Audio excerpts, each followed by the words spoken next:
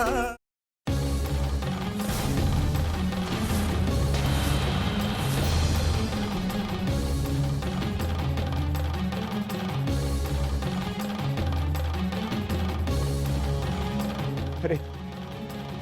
આ તો હરિના ધામમાં પહોંચી ગયો.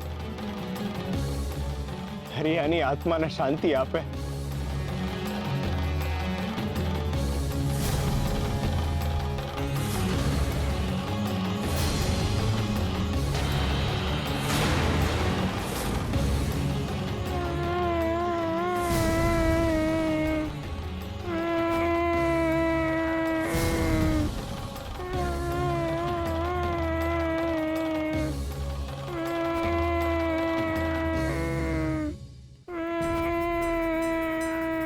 બચારા બાળકની શું હાલત થઈ.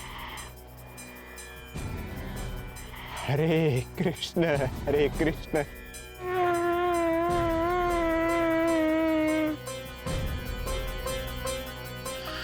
હરે કૃષ્ણ હરે કૃષ્ણ હરે કૃષ્ણ હરે કૃષ્ણ હરે કૃષ્ણ હરે કૃષ્ણ હરે કૃષ્ણ હરે કૃષ્ણ.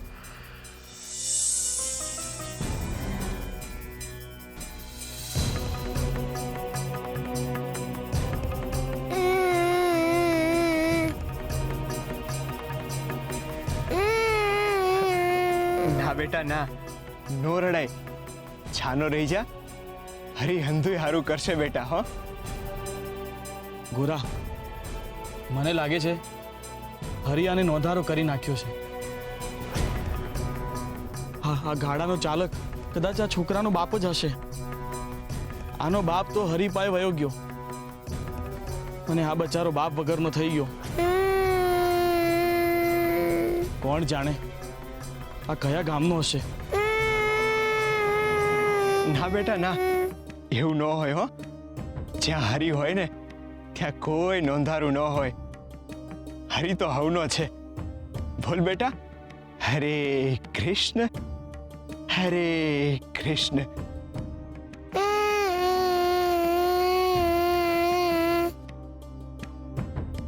કાકા, આને અંદર બહુ માર વાગ્યો લાગે છે. જુઓ ને, આના આહુડા બંધ જ નથી થતા. ક્યાંક આનું હાડકું તો તૂટી નહીં ગયું હોય ને. એમ કેમની ખબર પડે? ઉભો રે, હું જોઈ લઉં. હા.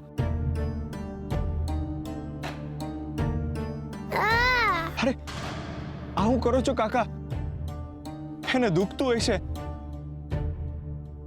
પણ હું એ જ તપાસ કરતો હતો કે એને કોણીએ વાગ્યું છે કે હું, પણ કાંઈ ગતાગમ નથી પડતી. મને લાગે છે કે માર વાગ્યો હોય ને તો જ આમ રડ રડ કરે. આપણે એક કામ કરીએ, એને વૈદ્ય પાસે લઈ જઈએ. એ ગોતી કાઢશે કે આને શું થયું છે. હા કાકા, હાલો આને વૈદ્ય પાસે લઈ જાય. બેટા, આ ઢીંગલી મને આપી દે, નકર તને હાથમાં વધારે દુખશે.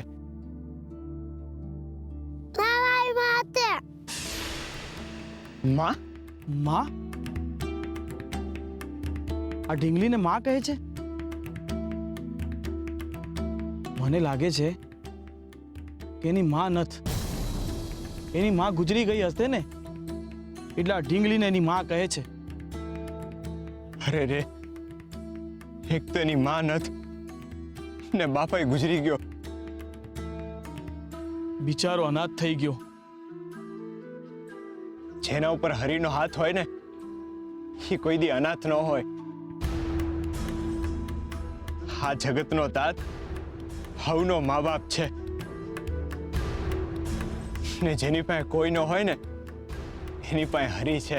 એ વાત સાચી, પણ અટાણે આનું કોઈ રણી ધણી નથી. બચારો આ વગડામાં એકલો છે. જો આમ જ રહેશે ને તો કોઈ જનાવર આનું ભોજન બનાવી લેશે. ના બેટા ના, એવું નહીં થાય. હો, હું છું ને.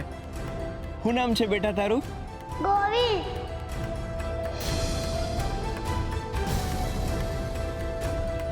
ગોવિંદ?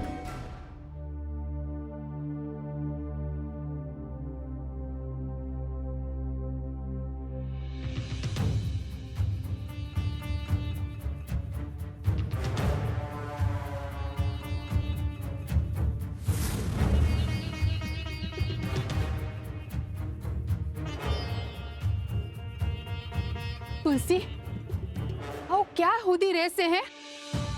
ગઈકાલે તને જે આઘાત મળ્યો એ હું સમજી શકું છું, પણ આ ગોરાબાએ એમની મેલી વિદ્યાના જોરે પોતાની જાતને બચાવી લીધી.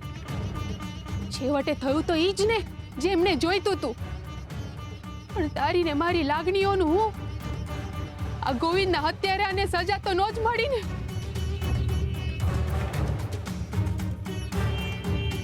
પણ હું એ નહીં થવા દઉં તુલસી. જેણે અપરાધ કર્યો છે એને સજા મળીને જ રહેશે. તારા ગોવિંદની વિદાયનો વસવસો હું એળે નહીં જવા દઉં ને એટલે જ હું યુવરાજ પાસે ગઈ હતી ન્યાય માંગવા. ને જો ઈ ન્યાયમૂર્તિએ મારી માંગણીનો સ્વીકાર કરી દીધો. અને યુવરાજનો આદેશ છે ગોરાકુંભારને પકડી ને રાજમહેલમાં લઈ જવામાં આવે અને કોઈને ખબર ના પડે એ રીતે ગોરાકુંભારને ફાંસી આપવામાં આવશે. ના, ન થપાવી. ના, પણ કેમ તુલસી?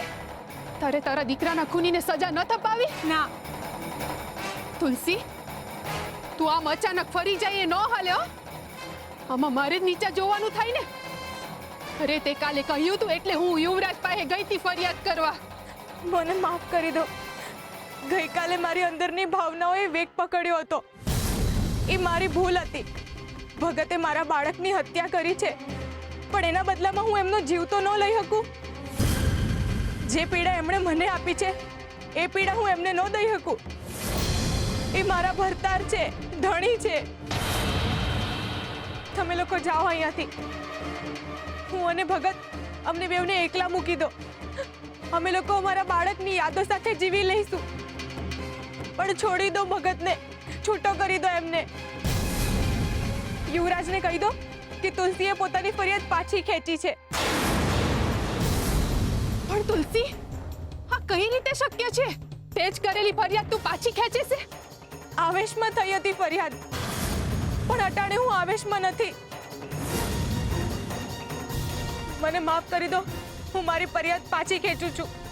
મારા ભગતને છોડી દો, છૂટો કરી દો એમને. જો ફરિયાદી પોતે પોતાની ફરિયાદ પાછી ખેંચી લેશે તો ગોરાને સજા નહીં મળે અને યુવરાજ પણ ફાંસીનો હુકમ પાછો ખેંચી લેશે.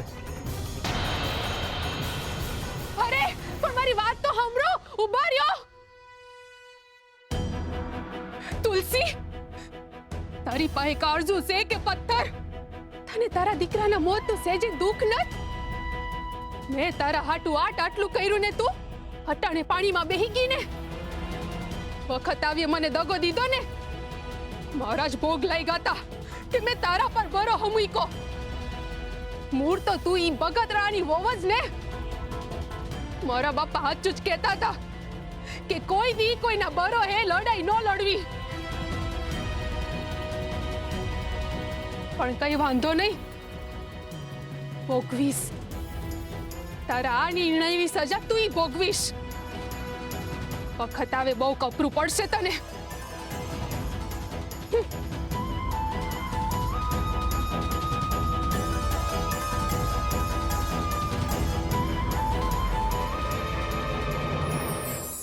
તકવાદી કહેવાય છે કે હોશિયાર વ્યક્તિ હંમેશા તકનો સદુપયોગ કરી જ લે છે, પરંતુ તકનો ઉપયોગ કરવો અને તકનો દુરુપયોગ કરવો આ બંનેમાં બહુ મોટો ફરક છે.